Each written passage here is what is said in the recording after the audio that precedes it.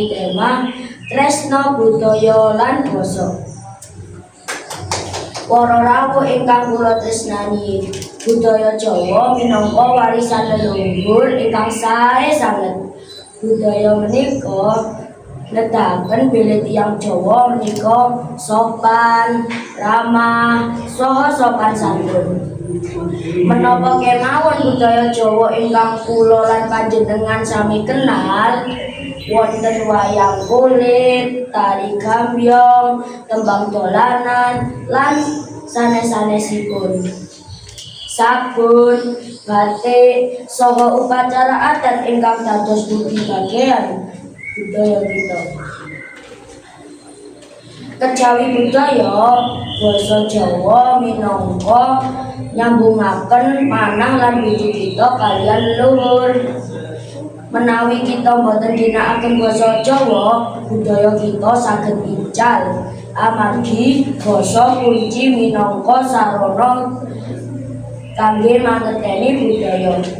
Tuladhanipun tembang dolanan kados cublak-cublak suweng utawi lir-lir, duweni makna ingkang jero, nanging kita boten ngertos basanipun.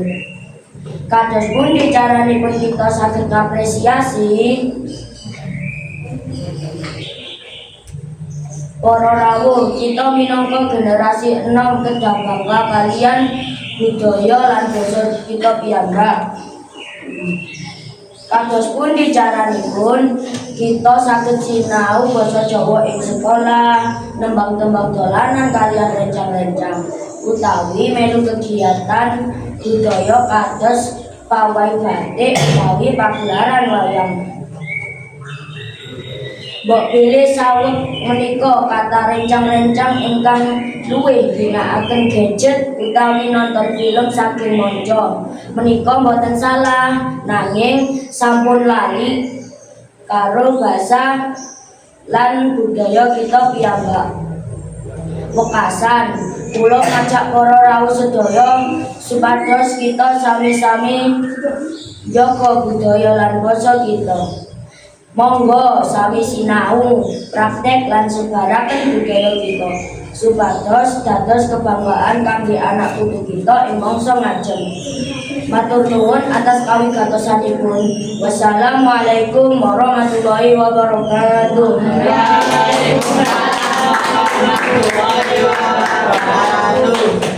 Asma kula Muhammad Rizkiananda Ismail. Assalamualaikum warahmatullahi wabarakatuh. Waalaikumsalam warahmatullahi wabarakatuh. Bapak Ibu guru lan kanca-kanca sing sak tresnani, sugeng rawuh ing acara lomba pidato iki. Ing kesempatan iki aku arep maturaken pidato kanthi tema cinta budaya lan basa. Kanca-kanca, budaya Jawa minangka warisan leluhur sing apik sanget. Budaya iki kaya-kaya harta karun sing kita jaga. Apa wae budaya Jawa sing kanca-kanca kenal, ana wayang kulit, tari gambyong, tembang dolanan, lan akeh wae. Sabun, batik, lan upacara adat uga dadi bagian saka budaya kita. Budaya ini nuduhake yen wong Jawa iku sopan, ramah, lan indah betul. Nanging ora mung budaya wae sing kita tresnani. Kalian guru basa Jawa, basa Jawa minangka alat kanggo nyambungake ati lan pikiran kita karo leluhur. Yen kita ora nggunakake basa Jawa, budaya kita bisa hilang. Amarga basa itu kunci kanggo ngerteni budaya. Contohnya, tembang dolanan kaya cetak-cetak suweng utawa lir-lir, duweni makna sing jero banget. Nanging yen kita ora ngerti basane, piye carane kita bisa mengapresiasi? Kanca-kanca, kita minangka generasi kita kudu bangga karo budaya lan basa Jawa. Carane bisa kanthi sinau basa Jawa ing sekolah, tembak-tembak halaman karo kanca-kanca, utawa melu kegiatan budaya kaya pawai batik utawa pagelaran wayang. Yang kita tresna karo budaya lan basa Jawa, kita bisa nulis supaya warisan ini tetap lestari lan ora hilang di masa zaman. Mungkin saiki akeh kanca-kanca sing nulis nggunakake gadget utawa nonton film saka luar. Iku ora salah, nanging aja nganti kita lali budaya lan basa kita dhewe. Kita kudu bisa nyeimbangake antara modern lan tradisional supaya budaya Jawa tetap urip ing ati kita. Pungkasane, ayo sinau praktek lan sebarake budaya kita supaya dadi kebanggaan kanggo anak putu kita ing masa larang. Matur nuwun atas perhatiannya. Wassalamualaikum warahmatullahi wabarakatuh. Sampai kepada asal mula setiap jiwa kembali. Maka sembahyang adalah kehidupan ini sendiri. Pergi sejauh-jauhnya agar sampai kembali. Badan diperas, jiwa dipompa tak terkira-kira. Kalau diri pecah terbelah, sujud mengutuhkannya. Sembahyang di atas sajadah cahaya. Melangkah perlahan-lahan ke rumah rahasia. Rumah yang tak ada waktunya, yang tak bisa dikisahkan kepada siapapun. Oleh-oleh dari sembahyang adalah sinar wajah. Pancaran yang tak terumuskan oleh ilmu fisika. Hatimu sabar mulia, kaki seteguh batu karang, dadamu mencakrawala, seluas angin 99. Assalamualaikum warahmatullahi wabarakatuh. Good morning, judges and audience. I am Tiara from State Elementary School 5 Colorado. I want to tell the story about the clever deer. Once upon a time in a wide forest, there lived a clever deer. The deer was not the strongest animal in the forest, but he was very smart and always knew how to practice. One hot afternoon, while the deer was drinking water at the river, he heard a sound of footsteps. And when he looked up, he saw a hungry tiger slowly walking toward him. The tiger eyes were sharp, and his mouth is wide open, ready to attack. The deer knew that he could not run faster than the tiger, so he had to think. Then he had an idea. He pretended to stay calm and said, "Oh, tiger, I'm glad you are here. I was waiting for you. But before you eat me, please look at the big tiger who is sleeping at the river. He said he's stronger than you, and he wanted to be replaced as the king of the forest." The tiger became very angry.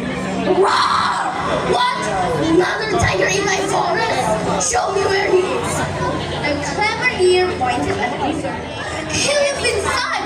Just look into the water and you will see him." Without thinking, the tiger walked to the river and looked down. Of course, all he saw was his own reflection in the clear water. But the foolish tiger thought he was another tiger. He roared loudly, and the reflection got back. He jumped to the river to fight, ta-ta-ta-ta! But the water was deep and frozen. The tiger struggled and swam back to the land, tired and wet. Meanwhile, the clever deer ran as dream. From that day on, the clever deer lives and the tiger never dared to trust his eyes so easily. I think that's all for the story. Thank you. Wassalamualaikum warahmatullahi wabarakatuh. Assalamualaikum warahmatullahi wabarakatuh.